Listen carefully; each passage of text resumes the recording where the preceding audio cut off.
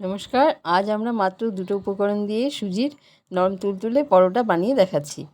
এর জন্য আমি নিয়ে নিয়েছি আধ কাপ সুজি আর নিয়ে নিয়েছি 3 চামচ গুঁড়ো দুধ। এরপর একটি কড়াই গরম করে তাতে 1 কাপ জল দিয়ে জলটা ফুটে উঠলে ওর মধ্যে সুজিটা ঢেলে দিলাম। তারপর সুজিটাকে একটু নাড়িয়ে ওর মধ্যে একটু গুঁড়ো দুধটা ঢেলে দিলাম।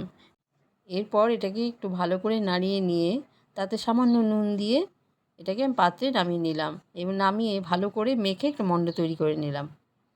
তারপর ছোটো ছোটো কয়েকটি লেচি কেটে নিলাম। এবারে সামান্য বেলে ওটাকে গোল মতো বানিয়ে এবার একটা কড়াই গরম করে তাতে পরোটাটা দিয়ে দিলাম।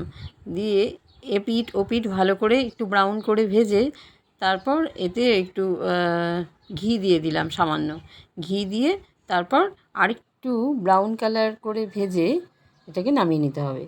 তৈরি হয়ে গেল নরম তুলতুলে সুজির পরোটা।